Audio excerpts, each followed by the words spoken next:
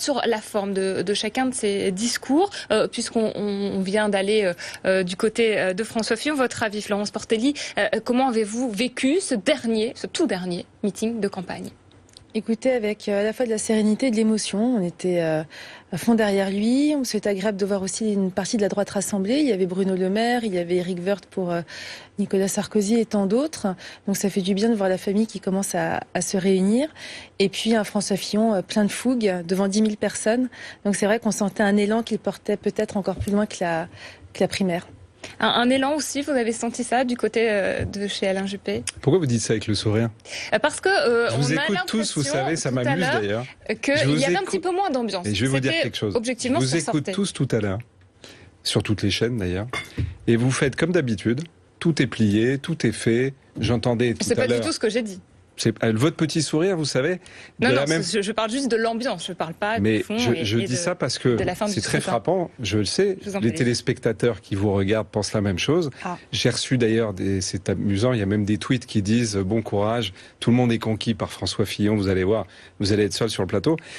C'est juste, je dis ça juste parce que il faut pas oublier qu'il y a une élection dimanche. Et que le débat qui a eu lieu hier a été suivi par 8 millions de nos compatriotes. Que le dimanche précédent, il y a 4 millions de personnes qui ont voté. Que à la primaire socialiste, il y a eu 500 000 personnes qui avaient voté au premier tour, qui n'ont pas voté au second tour, et 1 million de personnes qui n'étaient pas venues voter au premier tour, qui ont voté au second tour. Donc bien malin qui sait ce qui va se passer dimanche. C'est-à-dire que vous comptez sur une mobilisation. Et je pense que tout le monde devrait être très prudent et devrait attendre le jugement de nos compatriotes. Vous savez, alors maintenant, je vais vous dire ce que je pense du discours. Je l'ai regardé d'ailleurs en grande partie ici, en attendant de rentrer sur le plateau, puisque j'ai vu le discours de François Fillon en grande partie lui aussi à la télévision et sur votre chaîne, et j'ai vu celui d'Alain Juppé. J'ai trouvé Alain Juppé a fait un discours fondateur sur l'humanisme. C'était un très beau discours, avec beaucoup d'émotion. Il était d'une certaine manière aussi un peu libéré. On sentait dans la deuxième partie de son discours qu'il était un peu libéré, qu'il donnait sa vision. Il jouait beaucoup plus d'ailleurs avec le public, avec les gens qui étaient là, que par le passé. Et finalement, c'est ce que j'ai ressenti en le regardant, c'est cette sagesse active que je pense bonne pour le pays. Et quand je voyais François Fillon, qui a lui aussi fait un discours fondateur, qui, comme ça a été dit par certains d'entre vous, d'une certaine manière, enjambait déjà le scrutin de dimanche et se plaçait dans la course à la présidentielle. Il y a quelque chose qui est en phase avec une grande partie du pays, que j'ai moi-même senti quand j'ai d'ailleurs été candidat. Dans son discours, il y avait beaucoup de colère. J'ai senti beaucoup de colère. Et il y a beaucoup de colère dans le pays. Et je pense qu'il y a qu'une des raisons aussi pour lesquelles aujourd'hui beaucoup de nos compatriotes se tournent vers lui, c'est parce qu'il porte en partie cette colère. Et je crois véritablement qu'il y a les deux.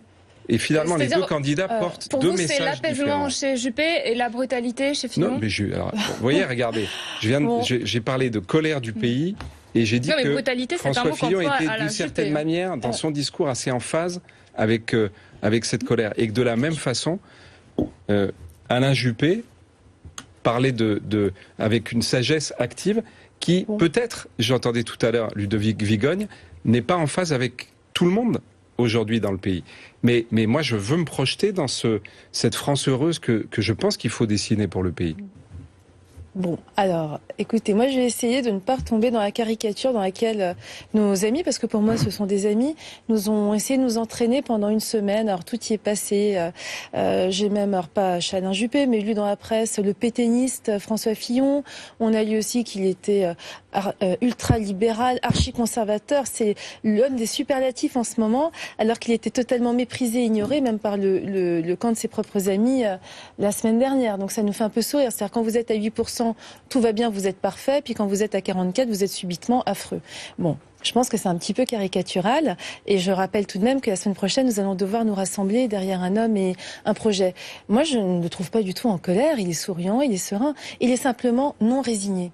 quand on voit l'état du pays, 8 millions de pauvres, 6 millions de chômeurs, on ne peut pas se dire aussi tout n'est va pas bien. résigné, Moi, je n'ai pas parlé d'Alain Juppé. Contrairement à Frédéric, je n'ai pas parlé d'Alain Juppé. Je le respecte. Moi, je parle de François Fillon. Et François Fillon. Non, mais je ne t'ai pas coupé, c'était très long. Je ne t'ai pas coupé, c'était très long. Mais ce que j'ai dit était on laisse parler la dame. Pour être respectable, il faut déjà me laisser parler, ce serait très gentil. Mais en tous les cas, François Fillon était simplement courageux, non résigné. C'était un discours qui avait de la fougue, qui avait des accents gaulliens. Et moi, ça, je ne trouve pas que c'est de la colère. C'est simplement de la non-résignation. On va prendre la direction de Nancy, retrouver Jean-Rémy Baudot, envoyé spécial de BFM TV. Jean-Rémy, vous avez suivi, vous de votre côté, le tout dernier meeting d'Alain Juppé, son discours, qu'en retenez-vous et quelle était l'ambiance dans la salle ? Alors l'ambiance, elle a mis un peu de temps à chauffer, autant être honnête, mais on a vu très vite Alain Juppé être combatif. Et c'est vrai qu'au bout d'un moment, il a été finalement plus libre dans ses paroles et dans la manière dont il a joué avec la salle. Pas de tacle, pas d'attaque ce soir, mais Alain Juppé s'est employé à dérouler son programme, son projet, en pointant les différences fondamentales qu'il avait avec François Fillon. Il a parlé par exemple de sa méthode de réforme, disant que lui, sa vision des réformes, ça n'était pas une pénitence, mais plutôt une espérance pour les retraités, pour les veuves, pour les agriculteurs, pour les jeunes chômeurs. Il a parlé de la sécurité, disant qu'on pouvait facilement remettre 10 000 policiers sur le terrain en les libérant des tâches administratives. Et ainsi, il a dit qu'il ne fallait pas avoir une vision, il a une vision démagogique, anti-fonctionnaire. Et puis il y a un point sur lequel Alain Juppé est revenu, et c'est un point qui date finalement du débat de jeudi soir où il y avait eu une passe d'armes sur la question de la protection sociale, de l'assurance maladie. Alain Juppé est largement revenu sur ce sujet, disant que finalement, il fallait permettre à tous d'en bénéficier sans la privatiser. Je vous propose de l'écouter, il était tout à l'heure sur scène. Je ne réformerai pas l'assurance maladie en diminuant le taux de remboursement des Françaises et des Français et en transférant une partie de ces remboursements à des mutuelles privées. Je ne limiterai pas l'assurance maladie au remboursement des maladies graves. Il faut maintenir le remboursement au niveau où il existe aujourd'hui. Voilà, Alain Juppé qui dit qu'on ne peut pas, on peut réformer sans faire reposer le coût de la protection sociale sur les plus pauvres. Et puis il est largement revenu aussi sur son passage aujourd'hui à Colombey-les-Deux-Églises, dans le cimetière où repose le général de Gaulle. Il en a profité pour parler de son amour de la France. Et finalement, il a aussi appelé à la mobilisation pour ce deuxième tour, rappelant qu'il y avait dans ce deuxième tour deux visions de la politique, deux visions de la société, et que lui proposait une vision de la société rassemblée et plus apaisée. Voilà donc en somme ce qu'on peut garder après ce dernier meeting d'Alain Juppé ici à Nancy. Jean-Rémy Baudot en direct de Nancy pour BFM TV. Dites-moi Thierry Arnaud, quel est le visage de la droite en 2016 ? Est-ce que c'est une droite qui se réclame ? On a combien de temps là ? Non, c'est parce qu'on parle beaucoup du général de Gaulle. Alain Juppé s'est rendu sur sa tombe aujourd'hui.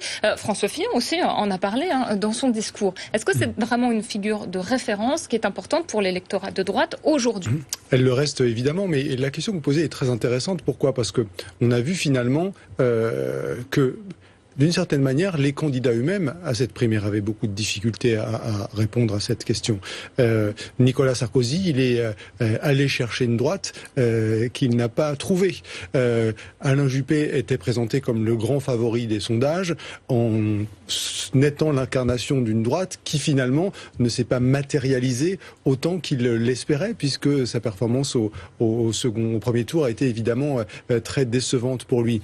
Et François Fillon, que pas grand monde n'a vu venir avant les tout derniers jours de cette campagne, est apparu sur un projet que finalement personne n'avait regardé avec beaucoup d'attention et avec un discours qu'on n'avait pas écouté très attentivement non plus. Donc ce qui est très intéressant, c'est que les candidats eux-mêmes, qui sont pourtant, s'agissant de ces trois-là, deux anciens premiers ministres, un ancien président de la République, qui sont dans la vie politique au plus haut niveau depuis plus de 3 décennies, finalement, ont eu une certaine difficulté à mettre le doigt sur ces choses-là. à l'exception de François Fillon, évidemment, qui lui, pour le coup, a réussi à enclencher une dynamique très forte dans les tout derniers jours. Est-ce qu'on a en même temps deux visions vraiment en décalage? Parce qu'il y a beaucoup de points communs, il y a quelques divergences.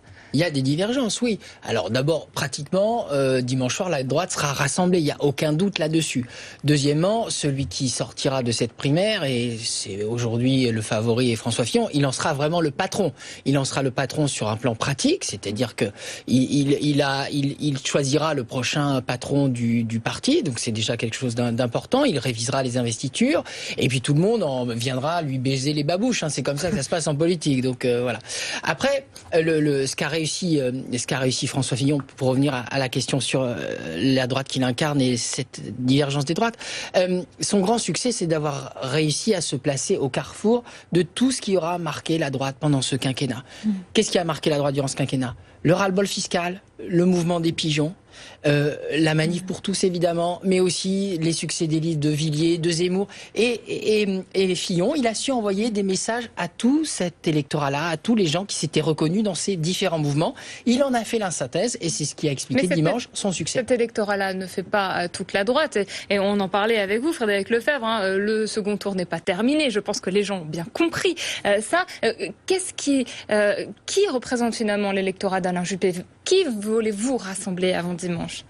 Non mais d'abord, je suis si ce n'est pas cette France-là. Je suis tout à fait d'accord avec ce que disait Ludovic Vigone, c'est de cette colère-là dont je parlais, c'est-à-dire tous ces mouvements qui expriment beaucoup de colère dans la société française, notamment parce qu'ils considèrent que ce quinquennat a été un quinquennat d'impuissance, qui les a rendus plus malheureux, avec plus de difficultés. Et évidemment, quand Alain Juppé, aujourd'hui, sillonne notre pays depuis des mois et des mois, qu'il est à la rencontre de cette douleur. Il veut parler à cette douleur. Et il essaye de dessiner, et je crois que c'est tout ce qu'il a encore fait dans son discours ce soir, des perspectives avec la volonté d'emmener dans une nouvelle espérance. Et c'est cette grande différence qu'il y a avec François Fillon, puisque François Fillon, de manière assez honnête d'ailleurs, dit à tous ces Français, il va falloir une rupture radicale. Ce sont ses mots, hein, c'est pas moi qui les emploie. Il va falloir une rupture radicale, il va y avoir des réformes difficiles. Lui-même se réfère à Margaret Thatcher, qui dans l'imaginaire montre que ça va être du sang et des larmes, que ça va être douloureux, difficile. Et donc voilà, je crois que c'est ce choix-là en réalité qui doit se faire dimanche. Et juste une dernière, rapidement, Florence Portelli, elles vont être dures, les réformes de François Fillon, c'est ça que François Fillon dit à son électorat? Vous allez un petit peu galérer. C'est des réformes qu'on attend depuis longtemps.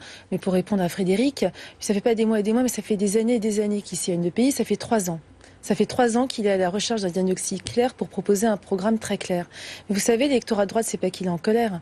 C'est simplement qu'il sait d'où il vient, où il est, mais il ne sait pas où il va, parce qu'on a sapé tout ce qui concerne ses valeurs, ses racines, et cet électorat-là, il a droit aussi de s'exprimer. Il a droit aussi de dire où on est là. Il n'y a pas que la pensée unique de la gauche. D'ailleurs, il faut voir les réactions de certains journaux qui fustigent François Fillon parce qu'il ose permettre à la droite de s'exprimer. Eh ben, on s'excuse bien, on s'exprime. Nous aussi, on a droit à la parole. Nous aussi, on a droit de pas être d'accord avec certains discours qui sont distillés depuis 5 ans. Cette France-là, elle a le droit aussi de s'exprimer. Et moi, je suis ravie que François Fillon soit son porte-voix. L'alternance qui se prépare à droite et au centre. Résultat dimanche donc pour le second tour de cette primaire de la droite et du centre. Merci beaucoup Florence Portelli, merci Frédéric Lefebvre d'être venu sur le plateau de BFM TV pour en parler. Restez avec nous, on se retrouve dans un instant suite de votre édition spéciale sur ces tout derniers meetings de campagne à 2 jours du second tour de la primaire de la droite et du centre. François Fillon face à Alain Juppé. À tout de suite.